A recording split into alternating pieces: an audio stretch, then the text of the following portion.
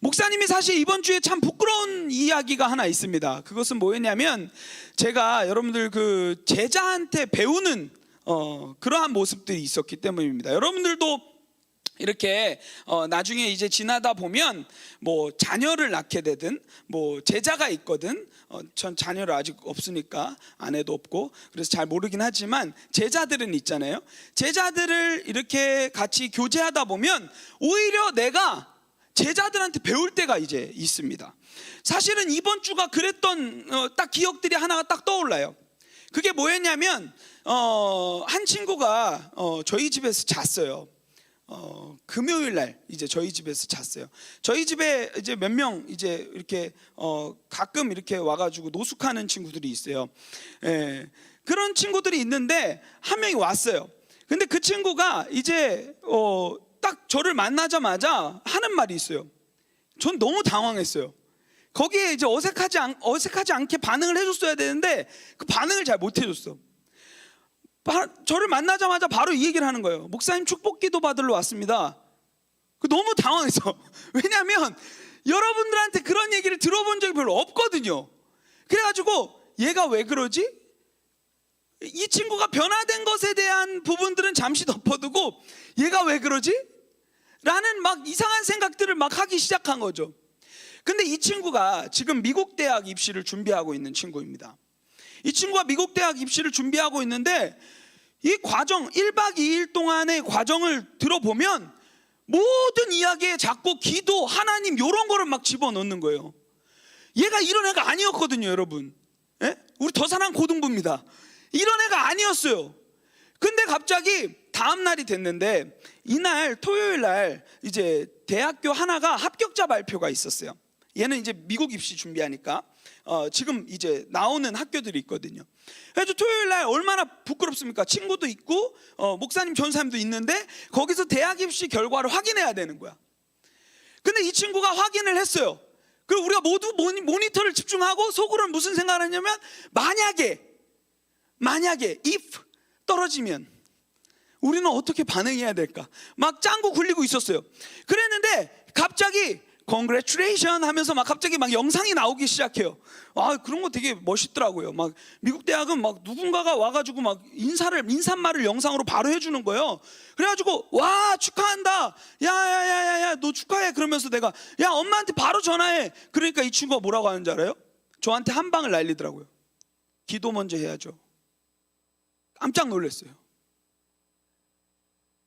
그러면서 이 친구가 이제 3학년이 되는 친구인데 갑자기 그러는 거예요. 자리에 앉아요. 그러면서 갑자기 기도하는 거예요. 거기에 친구들도 있었어요. 목사님과 전사님도 있었어요. 혼자서 고요하게 기도하는 거예요. 저는요, 오늘 찬양이, 우리 시선이라는 찬양이 그러한 삶의 태도를 낳는다고 봅니다.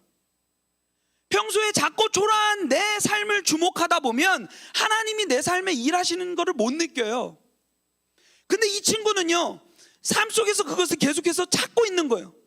기도받아야지, 기도해야지. 그러니까 어떻게 하는 겁니까? 합격을 해도 그 모든 일이 내가 해서 된 게 아니라 이건 하나님이 하신 일이야. 그러면서 하나님께 감사 기도해야지. 엄마한테 이 좋은 소식을 알리기 전에 하나님께 감사해야지. 주변에 친구들이 있어요. 여러분들 같으면 어떻게 하시겠습니까?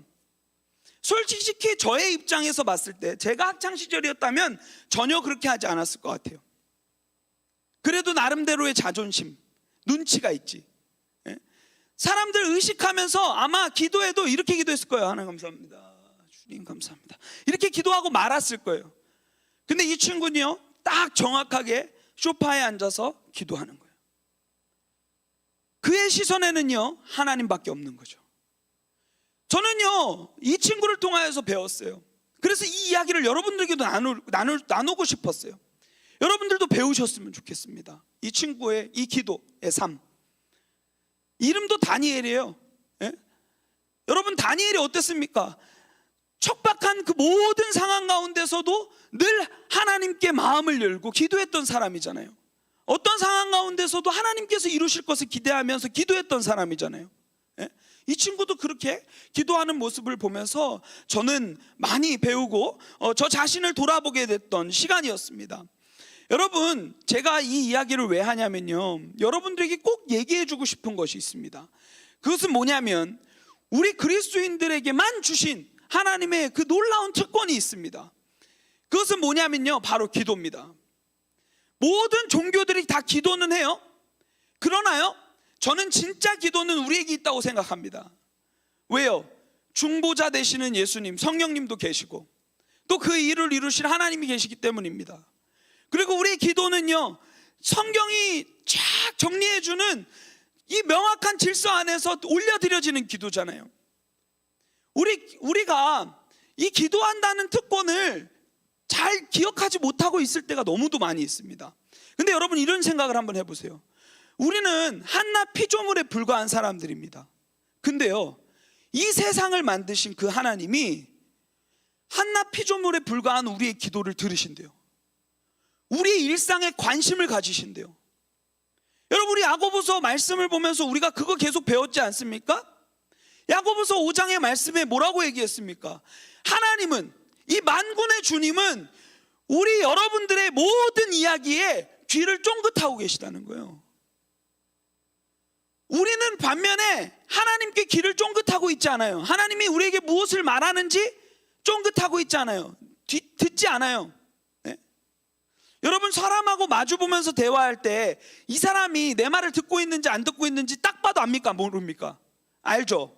근데요, 내가 만약에 하나님 입장이었으면, 이런 표현 좀 그렇지만 하나님 상황이었으면 눈앞에 내가 아무리 좋은 말을 해주고 은혜를 막 베푸는데 듣지 않아, 자기에게 좋은 것만 막 취하고 듣지 않아, 그러면 여러분 말하고 싶겠어요?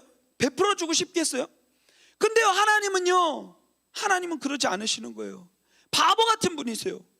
우리는 늘 그분을 외면하고 그분께 등을 지고 귀를 닫고 듣지 않고 그러한 모습으로 살아가지만, 하나님은 늘 우리에게 자비와 은혜로 귀를 쫑긋하고 계시고, 얘 뭐 들어줄까? 어떠한 이 일을 얘한테 펼쳐줄까? 이것밖에 할 것이 없는 사람처럼 일하고 계시다는 사실을 여러분들이 생각해 보았으면 좋겠습니다. 여러분, 기도 어렵지 않습니다. 혹시 어려운 일을 당한 적 있어요? 목사님 같은 경우에는 어려운 일을 당하면 어떻게 기도하냐면요, 산책해요. 이 기도의 팁을 알려드리는 거예요. 산책하면서 어떻게 기도하는지 아십니까? 목사님이 원래 여기 광교 호수공원에 진짜 많이 다니면서 기도합니다. 거기 걸으면서 어떻게 기도하냐면요, 눈은요 앞을 주시하면서 걸어요. 그러면서 뭐라고 기도하냐면, 오늘 억울했던 일들, 오늘 기뻤던 일들을 산책하면서 하나님과 대화해요. 여러분, 바빠서 기도 못한다고요? 핑계예요. 여러분, 우리가 기도할 수 있는 상황은요, 여러분들이 만들기 나름입니다. 얼마나 이 시간이 귀한 줄 알면요, 아무리 바빠도 그 자리에서 기도하게 돼 있어요. 입으로 못해요? 마음으로 기도하게 돼 있어요. 우리 의식은 있잖아요. 누가 억울한 일을 가해요? 저한테 해를 가해요? 그럼 그 자리에서 목사님 어떻게 기도하는지 아세요? 목사님 하나님 보셨죠? 하나님 보셨죠? 하나님, 제가 저한테 어떻게 하는지 보셨죠? 하나님한테 일러요. 하나님과 일상을 공유하는, 여러분들이 SNS에 그런 거 잘 올리잖아요. SNS에는 시간 많이 내잖아요. 스토리 올리든 막 올리잖아요. 예? 근데요, 우리의 기도도 그래야 된다는 거예요. 하나님 지금 보셨죠? 하나님 지금 제 상황이 어떤지 보이시죠? 그럼 일해 주세요. 내 힘으로 할 수 없어요. 이 야고보서는 계속해서 그 얘기들을 강조해주고 있는 거예요. 하나님이 너희의 삶에 관심이 있으시다. 하나님은 너희를 향하여서 귀를 기울이고 계시다. 여러분, 야고보서 1장 5절인가요? 여러분들 거기에 말씀에 뭐라고 얘기했습니까? 너희가 구하면 후히 주시고 꾸짖지 않으시는 그분께서 들으시리라, 주리라 얘기하셨잖아요. 그러니까 여러분들이 구하는 대로 주신다고 성경은 계속해서 얘기하고 있고, 특별히 야고보는 그것을 우리에게 계속해서 반복적으로 들려주고 있는 거예요. 지난주 말씀에도, 지지난주 말씀에도 어려운 일을 당하셨습니까? 하나님 그거 알고 계십니다. 그러니까 거기에 일희일비하지 마세요. 하나님이 갚아주실 겁니다. 참으세요. 인내하는데 뭐로 인내합니까? 우리에게 이 인내의 열쇠를 하나 주셨어요. 뭡니까? 기도죠. 이 야고보서 1장부터 5장까지를 정리하면 저는 이렇게 생각합니다. 하나님은요, 이 고난이라는 선물을 우리에게 주셨어요.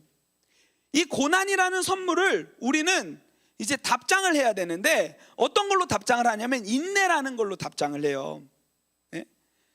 근데 그 인내라는 것으로 답장을 하는데, 그 과정 가운데서 하나님이 주신 선물, 이 고난이라는 선물을 이 여는 키가 뭐냐면 바로 이 기도라는 거예요. 하나님, 내게 왜 고난을 주셨습니까? 하나님, 이것을 통하여서 나에게 알려주시려고 하는 내용이 무엇입니까?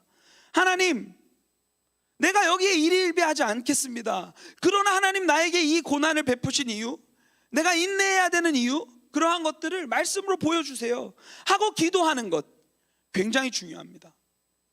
근데요, 우리 그리스도인들이 기도 참 안 해요. 왜 기도 안 합니까? 왜 기도 안 해요? 하나님에 대한 신뢰와 믿음이 없기 때문이에요. 우리는 의심해요. 그리고 답답해요. 기도한다고 상황은 바뀌는 것 같지가 않거든요. 뭔가 빨리 내가 액션을 취해서 조금이라도 변화를 줘야 되는데 그게 안 보이는 것 같거든요. 더딘 것 같거든요. 그러니까 어떻게 보면 그리스도인들이 기도하는 걸 내려놓고 문제를 만나면 뭐합니까? 짱구 굴리죠. 그러면서 밤새도록 고난의 밤을 지새면서 뭘 합니까? 그 과정 가운데서 이걸 어떻게 해결하지? 내가 지금 바로 얘한테 문자를 보내? 말어? 이런 것들, 알량한 방법들, 내 것들을 의지하고 나아갈 때가 많이 있죠. 바보 같은 짓이에요. 어리석은 짓이에요.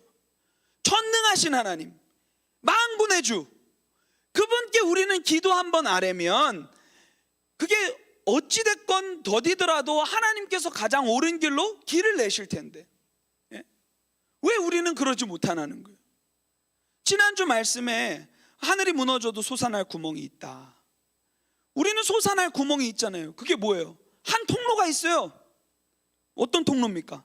하나님과 대화할 수 있는 통로예요.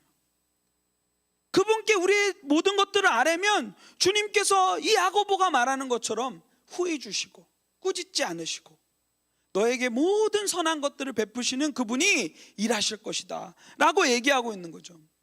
오늘 우리가 5장 이 13절부터 이 모든 이 내용의 부분들이 무엇을 얘기하냐면 기도에 관련한 내용들을 지금 이야기하고 있습니다. 너희 중에 고난당하는 자가 있느냐? 여러분들 중에도 지금 고난을 당하는 지체들이 있을 수 있을 것 같아요. 여기서 답을 얻으셨으면 좋겠어요. 오늘 여러분들 각자에게 해주신 하나님의 말씀을 이 말씀 가운데서 발견했으면 좋겠어요. 여러분 고난 가운데 있으십니까? 하나님은 오늘 기도하라고 얘기하고 계십니다. 즐거워할 일이 있으신 분이 계십니까? 그러면 여기 뭐라고 하라고 아주 친절해. 성경이 뭘 해야 되는지 아주 구체적으로 알려주고 계십니다. 성경은요, 내가 누누이 얘기하지만 하나님 사용 설명서가 아니에요. 인간 사용 설명서입니다. 이 땅에서 하나님은 우리가 어떻게 살아야 될지를 하나님이 여기에다가 다 기록을 해주셨단 말이에요.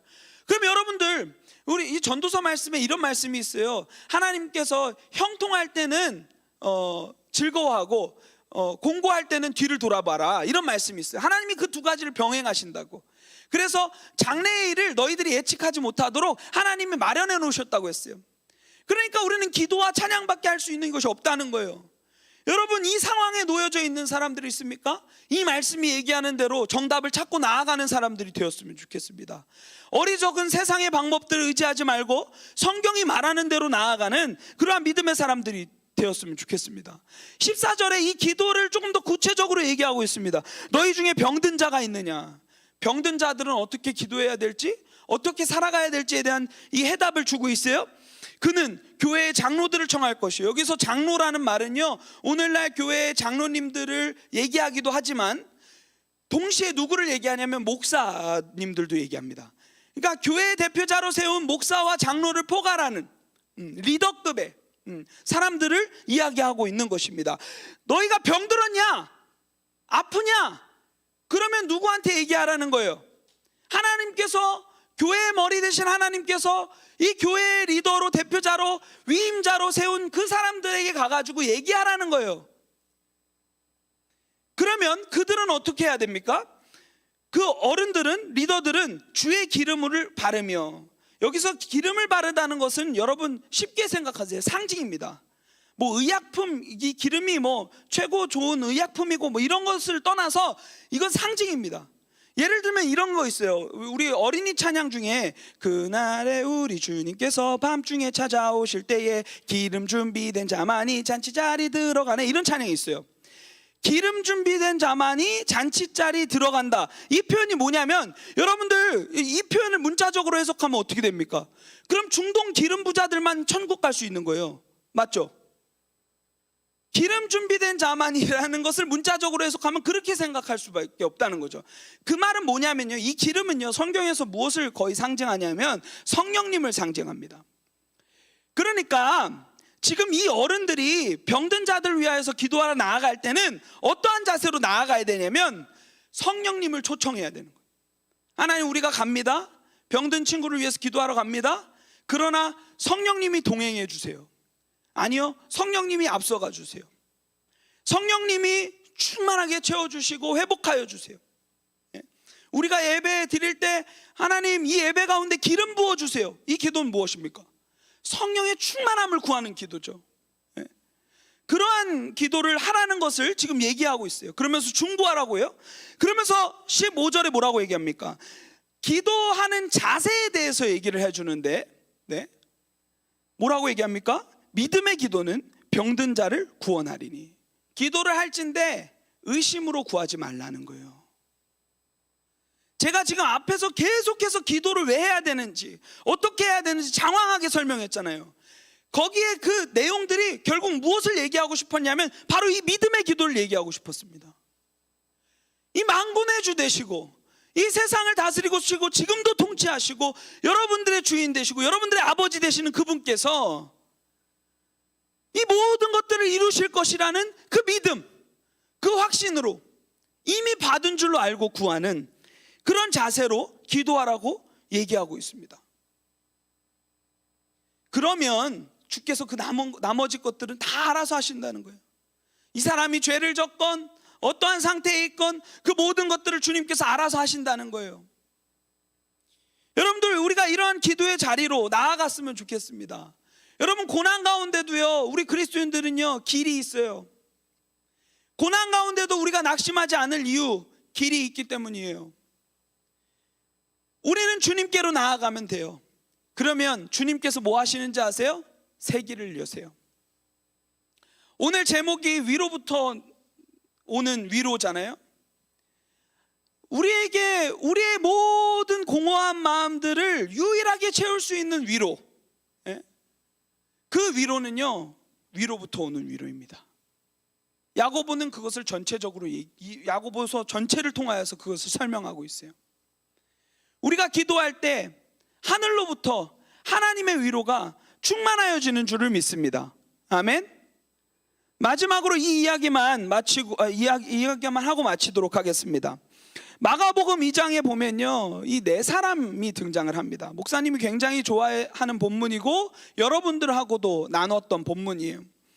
거기에 보면은 이름도 기록되지 않는 네 사람이 등장을 합니다.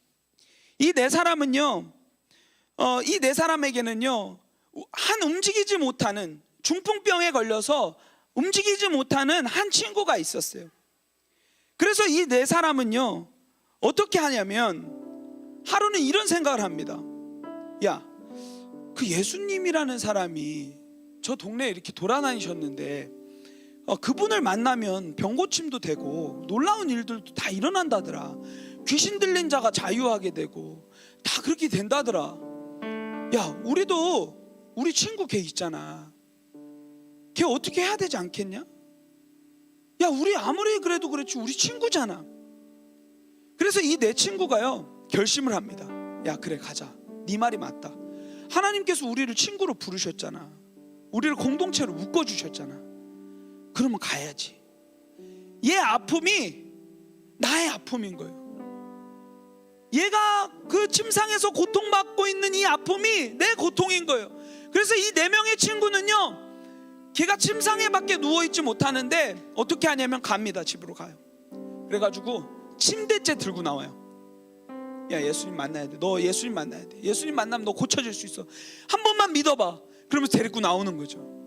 근데요, 이들이 갔는데 장애물을 하나 만납니다. 어떤 장애물이냐면, 성경에 보니까 수많은 사람들이 그곳에 모여 있어가지고 들어설 자리가 없게 되었다고 얘기하고 있어요. 그러니까 이 네 사람이 어떻게 하냐면, 야, 오늘 틀렸다. 내일 오자. 야, 너 내일까지만 참아. 이렇게 했나요? 아닙니다.